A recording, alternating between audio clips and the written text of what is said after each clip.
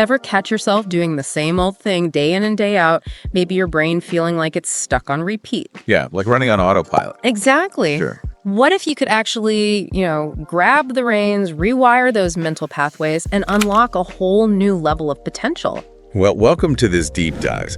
Today, we're plunging into the fascinating world of neuroplasticity. Neuroplasticity. Okay. Yeah, that incredible ability your brain has to change and adapt. And not just when you're young, but throughout your entire life. That's the amazing part. It is. And we've sifted through some really compelling material that not only reveals the science behind this, but crucially shows you, the listener, how you can actually harness this power. Absolutely. And forget dry textbooks, right? This is about real world stuff. Totally. Things like breaking free from unwanted habits, maybe tackling challenges with a fresh perspective, and even potentially tapping into your body's own healing capabilities. And one of our sources shares this amazing personal story. Oh, yeah. That was incredible. Overcoming a serious spinal injury without surgery. It really makes you think, doesn't it, about the power of your mind? Definitely. So what's the main source we're looking at? We're focusing on excerpts from Joe Dispenza's book, Evolve Your Brain, The Science of Changing Your Mind. Okay. Think of it as a kind of user manual for upgrading your own neural architecture. We'll be pulling out the key insights to help you become, well, the deliberate designer of your own brain. Love that. Deliberate designer. So if you're listening and maybe wrestling with a tricky problem, or you're eager to learn something new, or maybe just plain curious about what's going on inside that amazing head of yours. Yeah, then you're definitely in the right place. We're going to explore some truly mind-opening ideas, those real aha moments, but hopefully without getting lost in, a maze of scientific jargon. We'll try our best. Okay, let's dive right in then. The big takeaway right off the bat seems to be that our brains are just constantly changing. That's neuroplasticity in a nutshell, really. Your brain isn't some finished sculpture set in stone. Right. It's much more like a dynamic, ever-evolving landscape. Wow. And is shaped by your attention and your experiences. So everything we pay attention to matters. It does. Consider this. Everything that makes you you, your thoughts, your dreams, memories, feelings, habits, all of it resides within this incredibly intricate network of roughly, get this, 100 billion brain cells. 100 billion. It's just wild to think about, isn't it? It is. And even just listening to us talk right now or reading something, it's making a real difference. New connections are actually forming in your brain. Right now, as we speak. Right now, in this very moment. The mental images these words are sparking are leaving what the source calls footprints in your neurological identity. Footprints. I like that analogy. Yeah. You exist as this conscious entity within this vast interconnected web of brain tissue. And the unique way your nerve cells are arranged, your specific neurological wiring, which is based on everything you learn, remember, experience, imagine, do. And even how you see yourself. Exactly. All of that, that's what makes you uniquely you. So we're definitely not stuck with the brain we were born with. It's like we're constantly being updated, neurologically speaking. That's a great way to put it. Always updating. Now, the source points to something really specific, something uniquely human that kind of amplifies this ability to change. Ah, you mean the remarkable frontal lobe. That's the one. Yeah, the source presents this as our distinctly human biotechnology. It's what allows us to go beyond just pre-programmed behaviors. Biotechnology for the brain. Okay. Our frontal lobe is significantly more developed than in any other species on Earth. And this gives us incredible adaptability, the power of conscious choice, intention, and complete self-awareness. So it's like our brain's CEO or control center, right? Pretty much, yeah. And the source emphasizes this allows us to learn from our mistakes, which is a crucial skill. Absolutely crucial. We can remember those lessons, those oops moments, and then actively adjust our behavior moving forward. We don't have to keep making the same mistakes. Okay, so while genetics obviously play a role, this frontal lobe gives us the power for conscious intervention. Exactly. And the source gives this fascinating illustration. Imagine seeing a bird, say a duck. Okay, got the duck. Little webbed feet. That's great. Right. Your brain instantly recognizes that visual pattern and pulls up the word duck. That's standard pattern recognition happening. Pretty automatic. Makes sense. But here's where it gets interesting, right? How do we break that ingrained perception or apply it to something else? Right. Now, consciously try to see a rabbit instead using that same initial shape. Okay. Trying. To do this, Your frontal lobe has to actively quiet down or dampen the neural circuits associated with bird or duck. Okay. And then it has to reorganize itself, fire different circuits, to envision a rabbit, maybe with long ears, instead of feathers. Ah, I see. So that conscious effort. That conscious effort to override a habitual firing pattern and intentionally create a new one that's neuroplasticity in action, driven by your frontal lobe. Wow. So just like that mental trick with the duck and rabbit, we can apply this to our thinking habits too. That's the implication, yes. So if we're stuck in, say, a loop of negative self-talk, our frontal lobe can help us intentionally choose a different mental image, focus on a more positive thought pattern instead. Precisely. It's about consciously taking charge of your brain's activity, not just letting the old programs run on repeat. And this power of the mind, it isn't just theoretical, is it? The source then shares that really compelling personal story. Oh yeah, the author's own experience. It highlights this incredible mind-body connection. This part was really impactful for me. He recounts suffering a severe spinal compression fracture, a T8 vertebra, I think. That's right, and facing a really bleak prognosis from the doctors. Yeah, surgery was the strong recommendation. Doctors saying, what, greater than 50% chance he'd never walk again? And a serious risk of paralysis from the chest down if he didn't have the operation. That's terrifying, and the surgery itself sounded intense. Very. It involved Harrington rods. These are stainless steel devices being attached to his spinal column with screws and clamps. Plus bone fragments taken from his hip. Wow. The doctor even detailed how long these rods would be, running a substantial portion of his spine. And the recovery, even with the surgery, months in a body cast, high chance of lasting issues. Yeah, not a great outlook either way. But he chose a different path, a really courageous one, I think. He did. He decided to pursue natural healing, focusing on movement rather than the prescribed immobility. He made a conscious choice, a really strong intention, to believe in his body's innate ability to heal itself. And swimming was a key part, right? Yes, a critical part of his recovery. His logic was fascinating. The water would counteract gravity's pull on his spine. Reducing the weight. Exactly. Yeah. Allowing him to move vertically with minimal stress on that healing fracture. Clever. And the outcome? Truly remarkable. The source details him returning to work in just 10 weeks. 10 weeks, after being told he might never walk again. Right. And lifting weights at 12 weeks. All with no body cast, no lasting deformity, and absolutely no paralysis. It's just an incredible testament to the body's potential and maybe the mind's role in that. It certainly prompts the very question he asks himself in the book. Was it worth the risk? I bet. And reflecting now, he expresses this profound gratitude for choosing that path and experiencing his current freedom. Understandably. And this deeply personal experience, it really fueled his exploration into the phenomenon of spontaneous healing. Right, the body's ability to repair itself, sometimes against all odds, without traditional medical intervention. Exactly. And he found this wasn't just an isolated incident. No. No, the source mentions that through years of speaking with other individuals who experience these kinds of spontaneous remissions and healings, he identified 4 specific qualities they seem to share. 4 common qualities. Interesting. Yeah, we'll have to save a deep dive into those specific pillars for another time, maybe. Okay, cliffhanger. But it's fascinating that despite, their diverse backgrounds, religions, lifestyles, whatever, these core traits were consistent among them. It really is. And what's particularly interesting here is that it suggests an inherent capacity for self-repair that might transcend external circumstances. Inner potential. Which leads us neatly into another intriguing concept in the source, this idea of an inner intelligence. Okay, this bit really puts things on a grand scale. The sheer volume of chemical reactions happening in our bodies every single second. It's mind-boggling, isn't it? We're talking about hundreds of thousands of reactions per second in each one of our 70 to 100 trillion cells. Trillions of cells. Multiply that out. The number's just astronomical. Far beyond our conscious comprehension. As the source points out, most of us struggle to balance a checkbook, right? Think for yourself. But yeah, point taken. Yet this incredibly intricate orchestration, the cellular symphony, occurs automatically.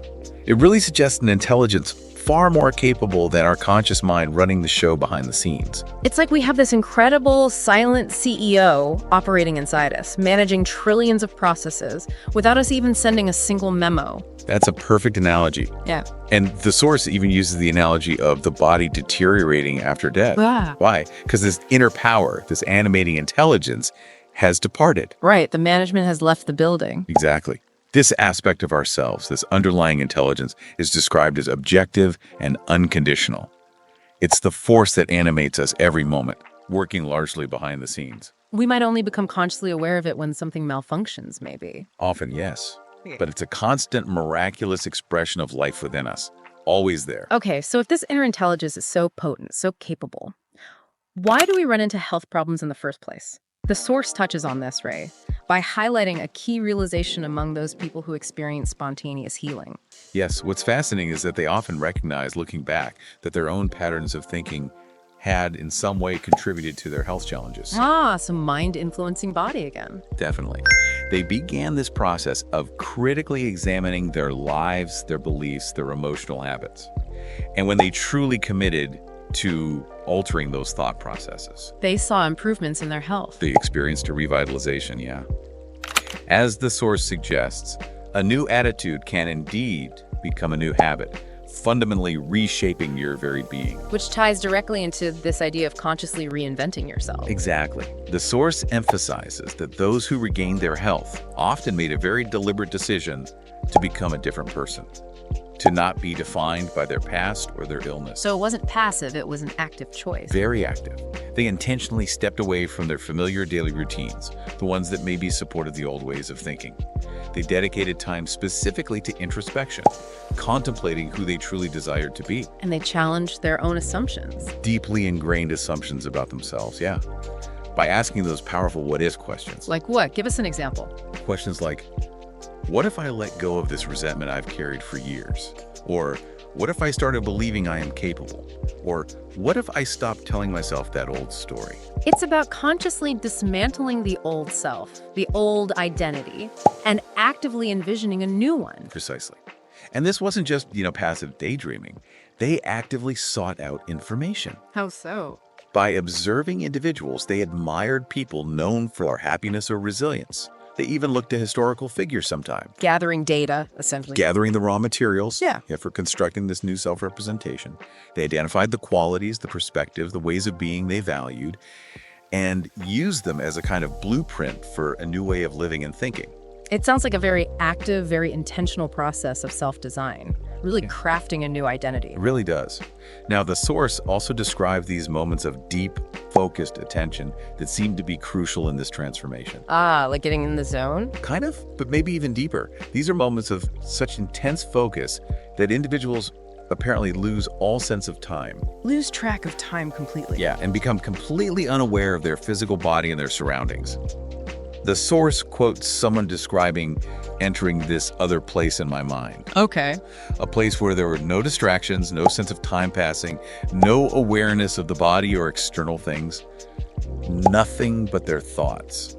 Pure focus. Wow. A nobody in no time, as the quote beautifully puts it. Exactly. It sounds like a state of pure consciousness, almost disconnected from the usual sensory input, the usual identity. And in that state, In this state of detachment, the source suggests, individuals can begin to truly become someone new, unburdened by the limitations of their past identity, their ingrained patterns, their physical sensations, free to just think differently. to exist as pure potential, perhaps.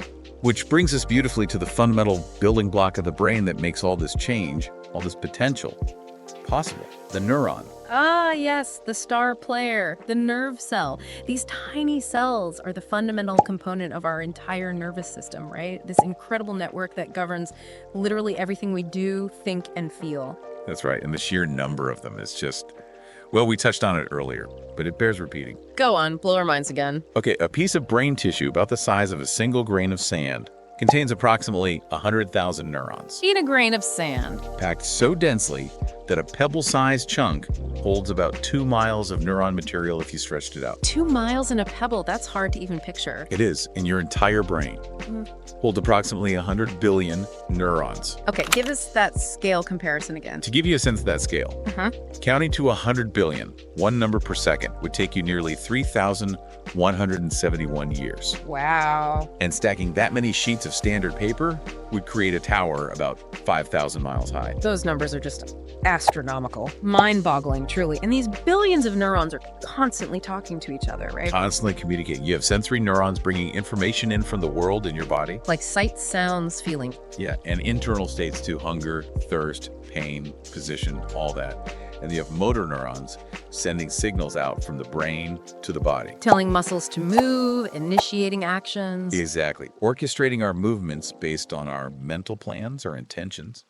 And while the basic communication method, those electrical and chemical signals, is universal across neurons, It's the wiring that's unique. it's the unique organization and the staggering interconnectedness of these neural networks that shapes our individual behaviors, our thoughts, our personalities. It makes each of us distinct. It's like we all have the same basic hardware components maybe, but the software, the way our specific neurons are wired together through experience is completely unique to each of us. That's a very good analogy.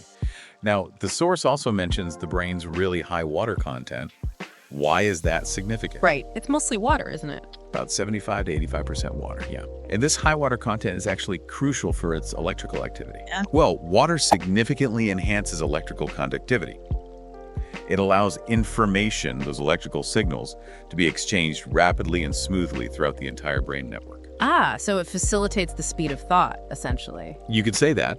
Think of it as the essential medium that facilitates the quick transmission of those electrical signals necessary for literally all brain functions. And it's definitely a good thing it's protected by that sturdy, bony cranium being so soft and water-rich. Definitely need that protection. Imagine trying to run a sophisticated electrical system like that in a totally dry environment. It wouldn't work nearly as well. Not at all. So we have these billions of neurons communicating electrically very efficiently in this very water-rich, protected environment. Now, the source introduces this concept of the triune brain. Can you break that down for us? Triune, meaning 3 parts. Yeah, it's an evolutionary perspective on brain development, looking at how the brain structure evolved over time. It divides the brain into 3 main parts that developed sequentially. Okay, what's the first, oldest part? First, we have the reptilian brain. This includes the brainstem and the cerebellum. This is the oldest part, evolutionarily speaking. Reptilian, like basic survival instincts. Exactly. It's responsible for fundamental survival functions, automatic things like breathing, heart rate, body temperature regulation, stuff we don't consciously control. And the cerebellum. The cerebellum, often called the little brain, sits at the back. It plays a vital role in balance, coordination, posture, and smooth, controlled movement. It fine-tunes motor commands. Okay, so that's the foundational layer, the essential operating system that keeps us alive and moving on a basic level. What's the next layer to evolve? Next up is the mammalian brain, sometimes called the paleo-mammalian brain. This evolved around maybe 250,000 years ago, give or take. A mammalian. So emotions, maybe. You got it. Yeah. This includes the midbrain and, importantly, the limbic system.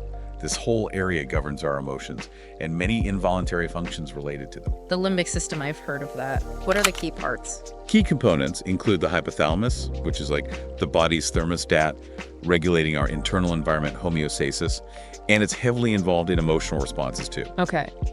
Then there's the hippocampus, which is crucial for forming long-term memories and learning associations, linking things together. Memory center. A key one, yeah. The amygdala, often called the fear center, processes emotions, especially fear and threat detection, but other emotions too. Fight or flight response starts there. Heavily involves the amygdala, yes. And the thalamus, which acts like a central relay station for almost all incoming sensory information, directing it to the appropriate areas of the cortex. So this middle layer is where our feelings, memories, and more complex internal regulation really come into play, more than just basic survival. Exactly. Adds emotional color and complexity to our experience. And finally, the newest and most advanced part. The top layer. The new brain, or the neocortex. Neo means new. This is the most recent, evolutionarily speaking, and the most highly developed area. And this is where the thinking happens.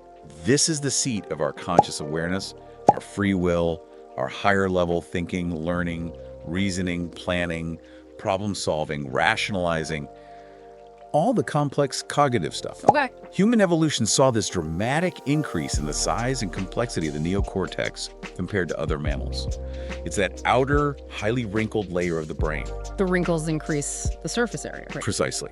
More surface area means more neurons, more connections, more processing power. It's where we consciously direct our thoughts and actions, make decisions, and understand the world conceptually. It's incredible to think about these layers building upon each other throughout our evolutionary history. Reptilian, mammalian, neocortex. It gives a useful framework for understanding different levels of brain function. Definitely. Now let's tackle the age-old question. Nature versus nurture. How much are we shaped by our genes versus our environment and experiences, especially regarding the brain? Ah, the classic debate. The source explains, fundamentally, we inherit genes from both parents. These genes provide the instructions for producing proteins in all our cells. Which influences everything from eye color to, well, brain structure. To some extent, yes. Genes influence our physical characteristics. However, it's always a complex interplay of various genetic and environmental factors that determines which traits actually get expressed. It's rarely just one gene doing one thing. Right. So how does that apply specifically to brain wiring? When it comes to the brain, we inherit genes that specifically guide the production and migration of nerve cells. Even before birth, in utero, these genes begin to establish the initial patterns of connections between our nerve cells. So we're born with some initial wiring already in place, like a basic framework or blueprint provided by genetics. Exactly. An infant's brain, particularly from around the 6th month in utero onwards, follows the combined genetic instructions from the parents to begin laying down these pre-wired synaptic connections. Does that influence behavior or personality? It seems to contribute to the inheritance of certain broad emotional temperaments and behavioral tendencies, yes. Some predispositions. Okay, so genetics provide the starting point. But, and this is the crucial point for neuroplasticity, while genetics provide that initial blueprint, our experiences continuously refine and reshape this neural architecture. Through learning. Through repetition, through learning, through every new encounter, every new skill we acquire. Experience modifies the initial wiring. So it's not all predetermined by our genes. We have agency through our experiences in shaping our own neural pathways. Absolutely. The source introduces this helpful model, selection and instruction. Selection and instruction. Yeah. We're born with these initial genetically guided neural patterns. That's the selection part. Nature selects a starting point. Okay. But then we can actively modify, refine, and build upon these areas through learning and new experiences. That's the instruction part. Nurture instructs the brain how to adapt and grow. I like that. Selection provides the canvas, instruction paints the picture. Something like that. And there's even evidence of latent, underutilized areas of brain tissue, suggesting the potential for even further growth and adaptation beyond our initial genetic programming and current usage. Untapped potential. That's really empowering, isn't it? It means we're not strictly limited by our initial hardware or genetic lottery. We can actively participate in our brain's development. That's the core message of neuroplasticity. Now, to really illustrate the power of this, the source gives a fascinating example of sensory substitution. Ah, yes. This is a remarkable phenomenon. It really shows the brain's flexibility. What happens in sensory substitution? It's where one sense can essentially take over the function of another sense that has been lost or impaired. The source briefly describes individuals who are blind. Okay. Learning to see through touch, specifically, through sensors placed on their fingertips or even their tongue. Seeing through touch. How does that work?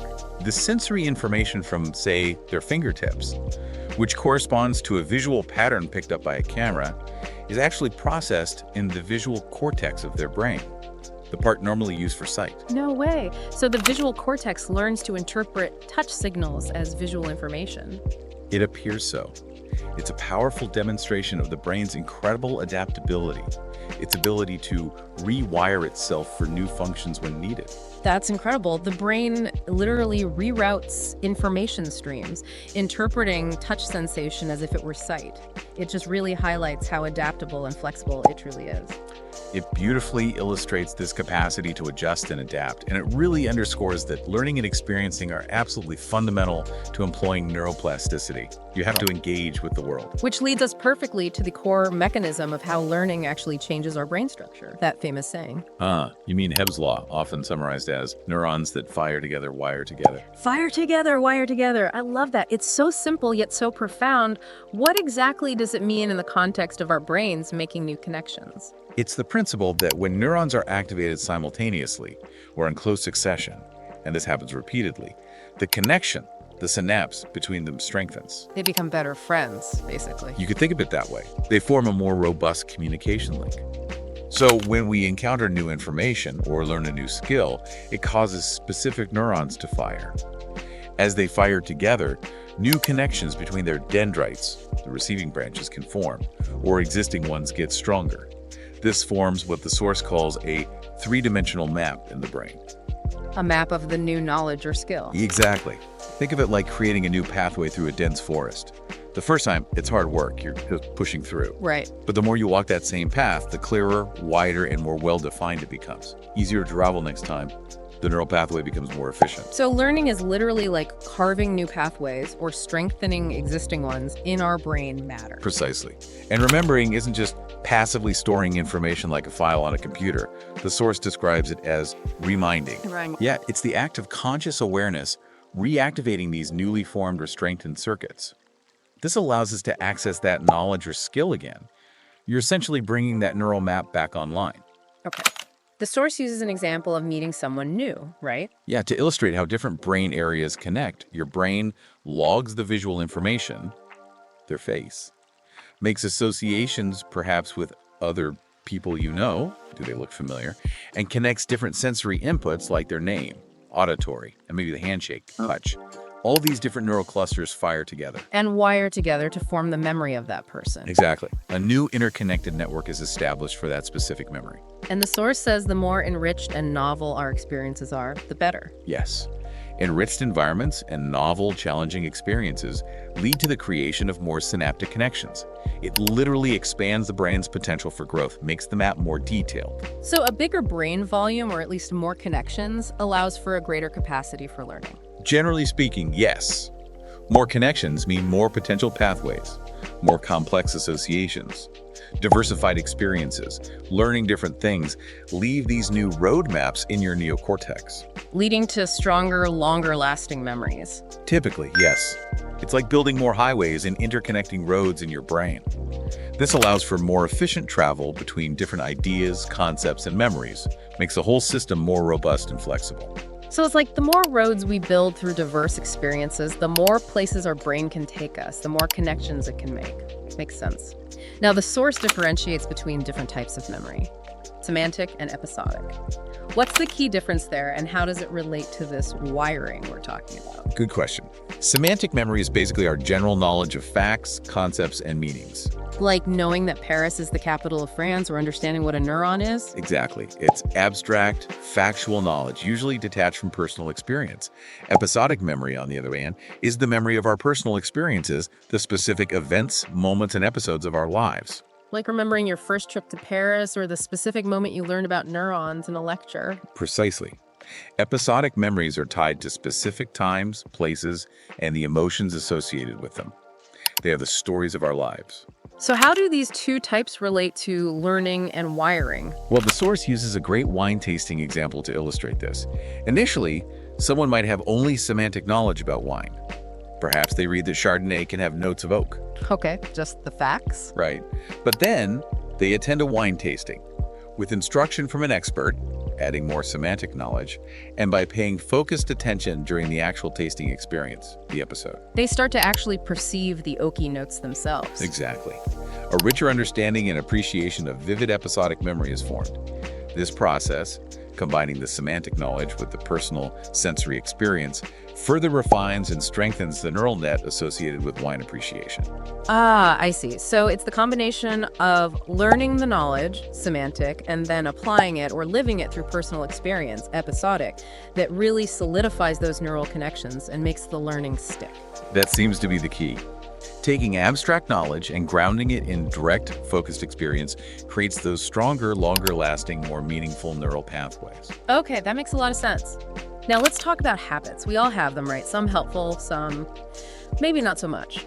How does neuroplasticity play a role in forming and maintaining our habitual behaviors? Well, habits are essentially neuroplasticity in action, but sometimes working on autopilot. When we repeatedly process the same thoughts, feel the same emotions, or engage in the same actions day after day. We strengthen those specific neural networks. Exactly. We make them incredibly efficient, automatic, and unconscious.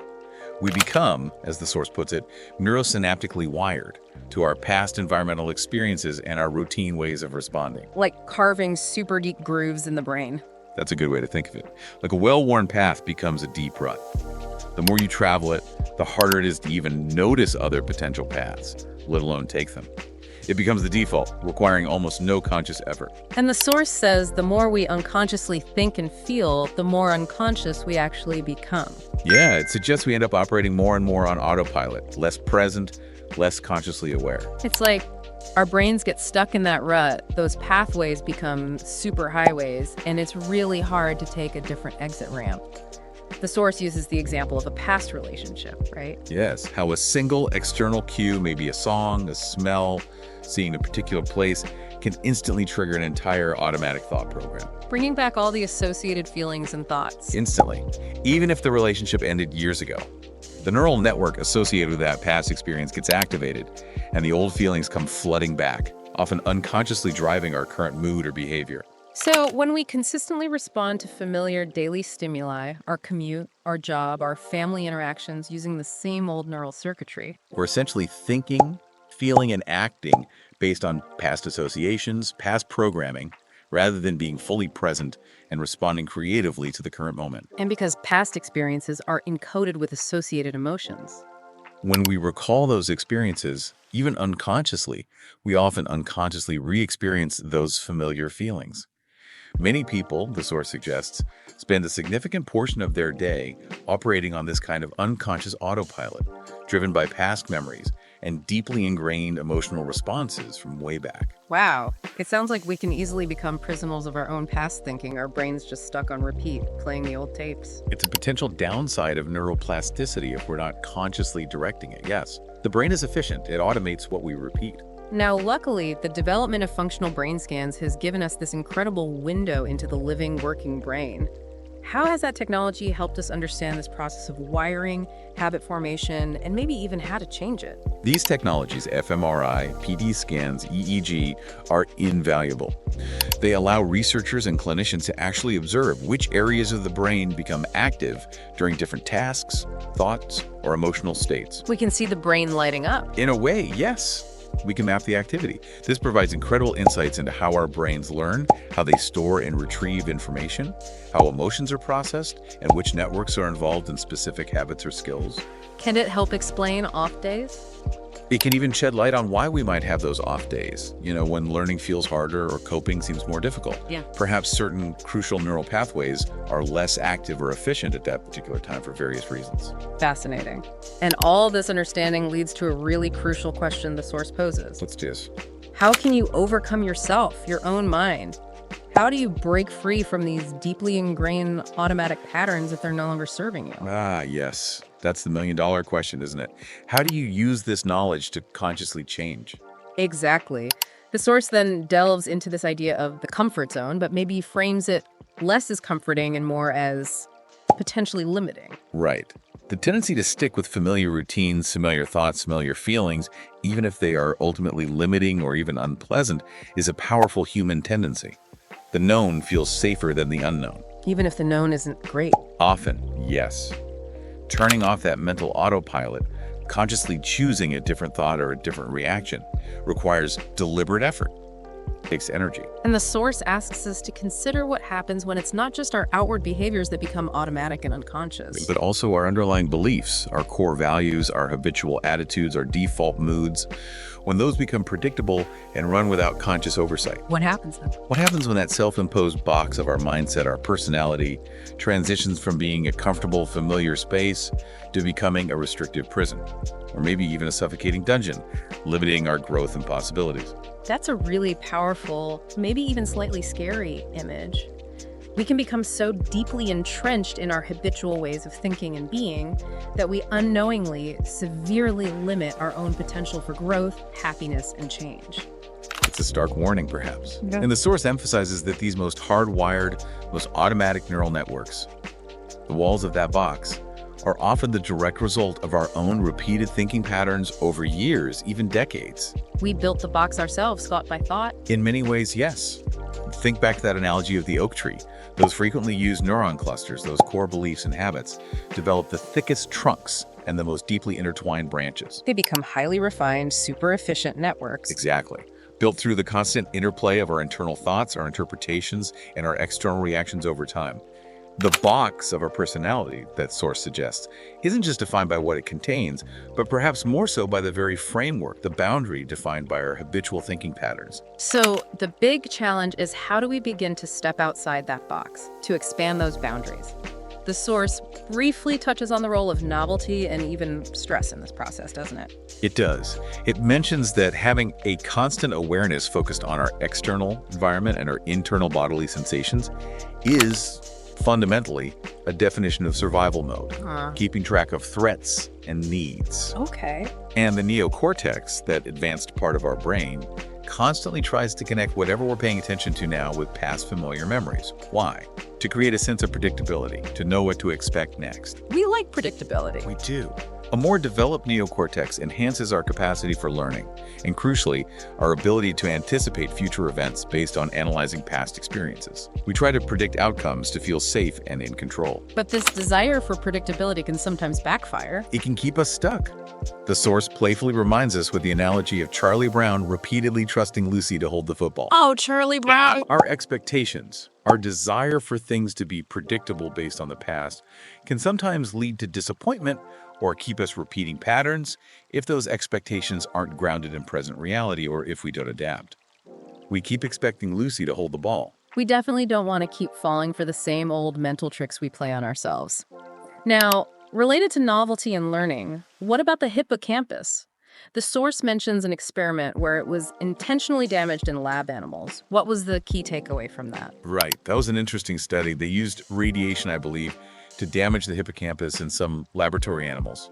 Remember, the hippocampus is critically involved in encoding new information and forming new memories, especially spatial and episodic ones. Okay, so they damaged the new memory center. What happened? The key finding was that after the hippocampus was damaged, the animals no longer showed the same eagerness or drive to explore new environments.